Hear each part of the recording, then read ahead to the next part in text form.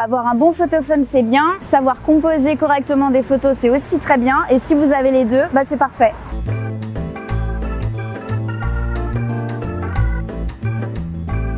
Hello, alors moi c'est Margot, je suis photographe depuis 6 ans. J'ai la chance d'avoir un petit peu plus de 16 000 abonnés qui me suivent sur Instagram. D'habitude j'utilise un réflexe, mais aujourd'hui Nokia m'a proposé d'utiliser son dernier téléphone qui est le Nokia 9 PureView. Ce téléphone il a deux avantages.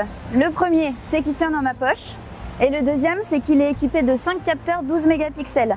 2 en couleur et 3 en monochrome. Aujourd'hui, je vais vous emmener dans 3 spots parisiens dans lesquels j'adore faire des photos. Et je vais donc utiliser le Nokia 9 PureView pour vous donner des tips que vous pourrez facilement reproduire de votre côté. Vous êtes prêts?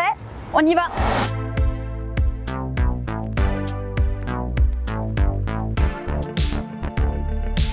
Donc premier spot, là on est à la Défense, à la Grande Arche. Donc ici ce qui va nous intéresser principalement c'est toutes les textures. On a à la fois de la pierre, du métal, du verre, on a souvent une belle lumière, donc c'est parti. Donc là ce qui m'intéresse c'est vraiment les lignes entre les escaliers et le mur qui est en face. Donc je vais bien me positionner de façon à être le plus parallèle possible des lignes qui sont sur le mur. Donc là c'est bon, on est bien parallèle. Ce qui est intéressant justement c'est de jouer avec les lignes qui sont juste en face et avec l'escalier qui retombe un petit peu sur le côté. Là ce que j'ai fait c'est que je suis passée sur le mode monochrome du téléphone parce que comme ici de toute façon c'est très gris, très contrasté, très souvent noir et blanc. Je préfère utiliser monochrome histoire de voir un petit peu ce que ça donne. Je pense que là on est pas mal et on y va.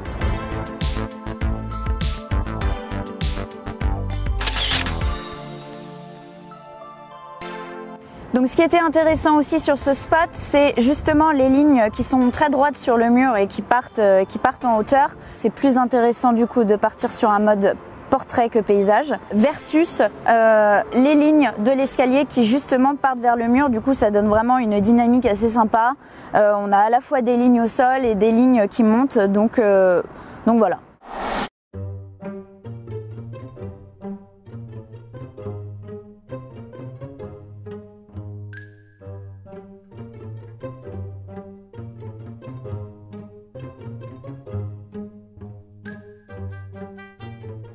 Donc pour le deuxième spot, on est dans le 20e arrondissement de Paris, on est dans un quartier qui s'appelle la Campagne à Paris. Donc ici c'est plein de petites rues pavées, des petites maisons, beaucoup de fleurs, beaucoup de végétation et c'est justement ce qui va nous intéresser pour la prochaine photo. Donc dans ce spot, ce qu'on va essentiellement voir c'est la règle des tiers. Ce qui est intéressant maintenant c'est que dans tous les téléphones et notamment dans le Nokia 9 PureView, c'est qu'on a à notre disposition une grille qui va nous permettre de nous aider pour le cadrage. Donc du coup j'ai activé le mode grille, donc ça me fait apparaître 2 lignes verticales et 2 lignes horizontales qui se croisent, donc du coup ça me donne 4 points. Ces 4 points, c'est 4 points de force. Je vais utiliser en fait les roses qui sont juste au-dessus de moi sur un point de force.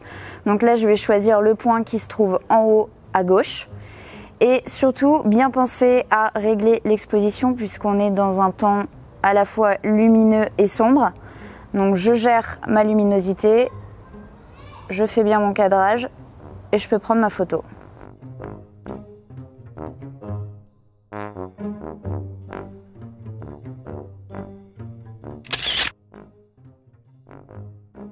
Pour la campagne à Paris, c'est fini. Maintenant, on se retrouve sur le prochain spot. C'est parti!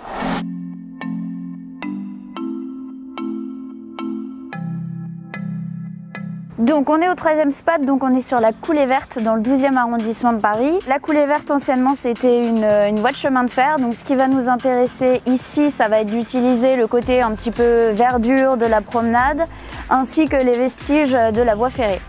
Donc du coup pour cette 3e photo, ce qui m'intéresse c'est de faire le principe d'un cadre dans un cadre. Donc j'ai mon cadre photo qui ici est au format paysage pour que je puisse avoir un petit peu plus de largeur sur les côtés comparé à un format portrait.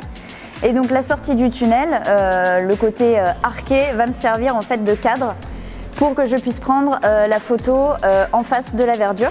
Donc je me place bien au centre histoire vraiment de jouer la symétrie le plus possible.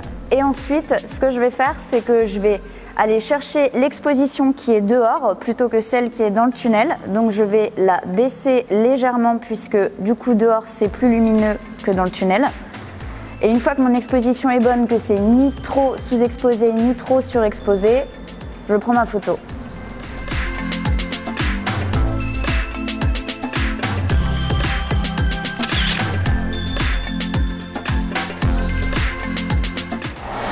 la vidéo est terminée. J'espère que ces petites astuces vous auront plu. N'hésitez pas à vous abonner à la chaîne Frandroid et à nous partager vos petites astuces photos. À bientôt!